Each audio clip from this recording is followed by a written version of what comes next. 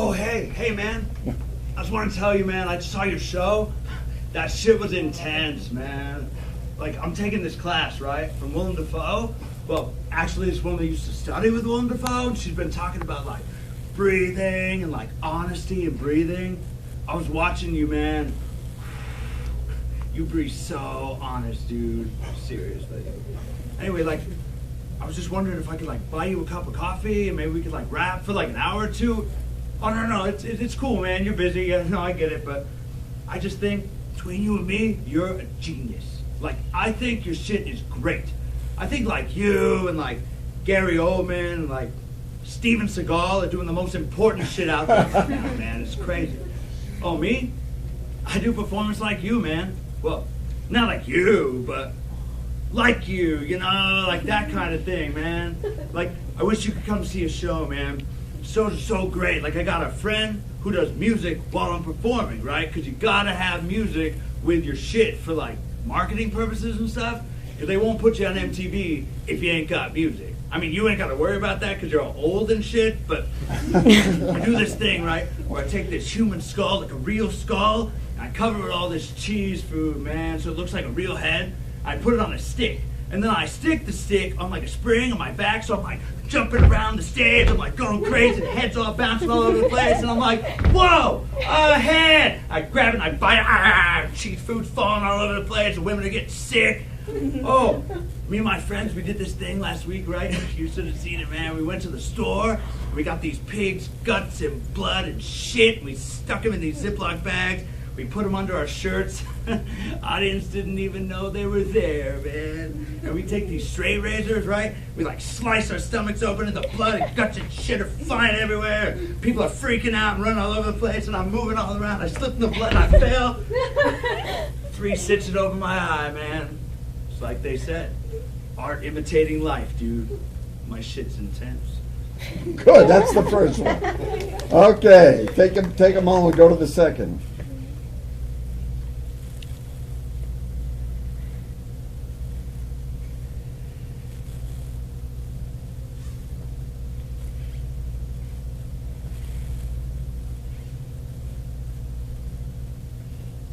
Hello. Can you understand what I'm saying? Can you? I always ask because I notice that most people won't tell me if they can't understand me. I know it's difficult for some of you to look at someone like me so vastly different from you, and you may be compelled to chuckle or laugh. Do that. That's okay. I understand. And I only say this in preparation because I may look at one of you on the street one day and start to laugh at the way you look too. I'm only here because I want to tell you a story. I'm getting married in 2 weeks to the most amazing woman I've ever met in my life. I met her at the old folks' home. I work there. They tend to put people like me to work in the old folks' home because then the old people don't feel so bad about dying. Because when you've been independent for 70 years and you're put in an old folks' home, your dignity is stripped away from you, and that can be very hard on people.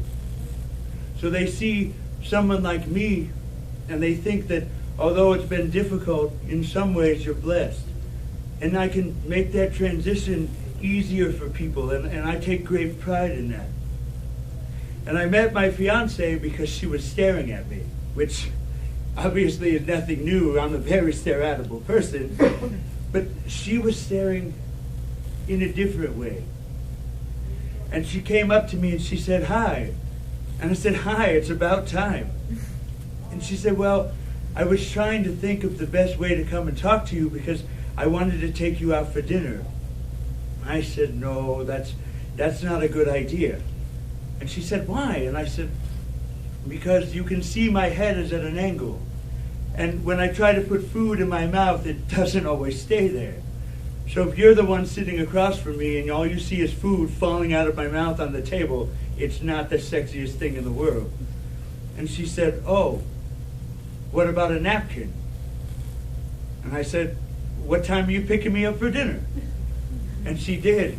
And it was great. We went out dancing afterwards. And I know what you're thinking. This isn't exactly a disco body, but I would bucket around the place and moving around. I mean, I fell over a couple of times, but I made it look like it was part of the dance that I was doing, so nobody knew. And we went outside and we were on a park bench. And she asked me, she said, be honest with me. Is your disability hard on you? And I said, no, it's not hard on me. It's hard on everybody around me.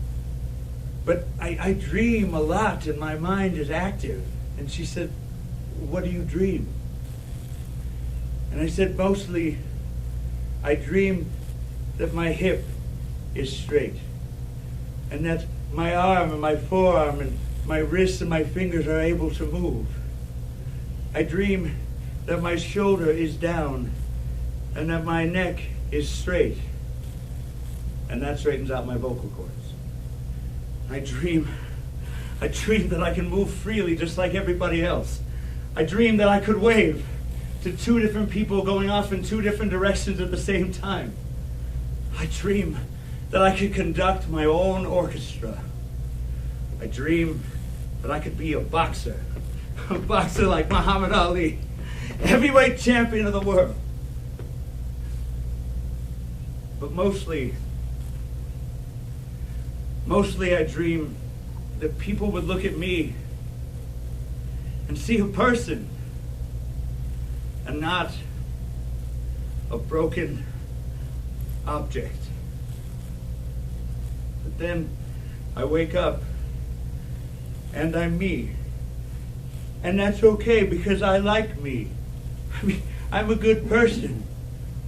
And she said, you're amazing. Marry me. And I said, yes. So if you're around for the wedding, you should come. It's going to be one hell of a disco. Nice. Nice.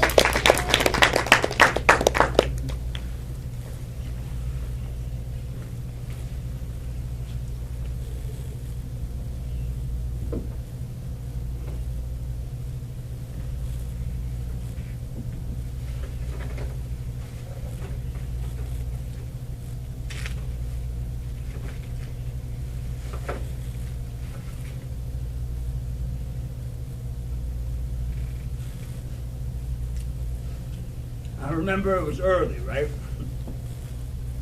Sun not quite up. Broadway?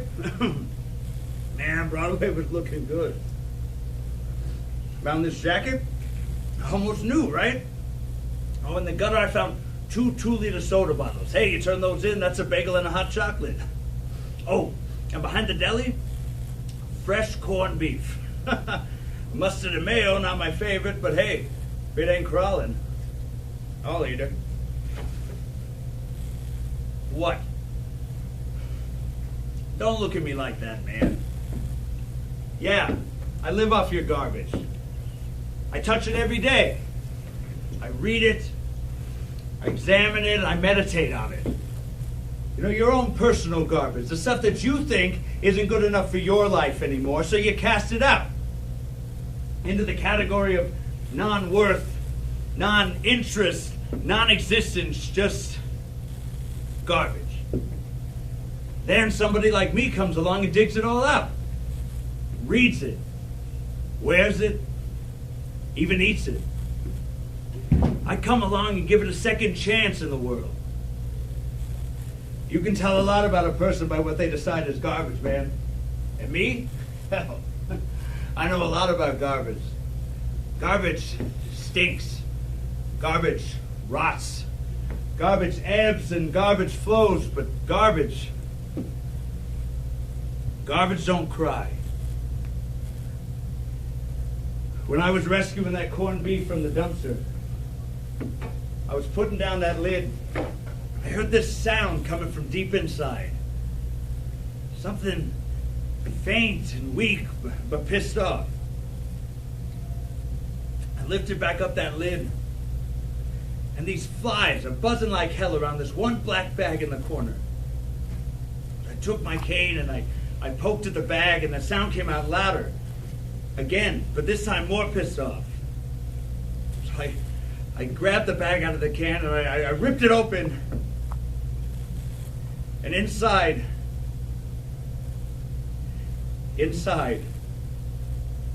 wrapped in a Macy's shopping bag, covered in old towels with an Argyle sock jammed in its mouth, was a baby. Turning purple. Dying. And they're being really pissed off about the whole thing. The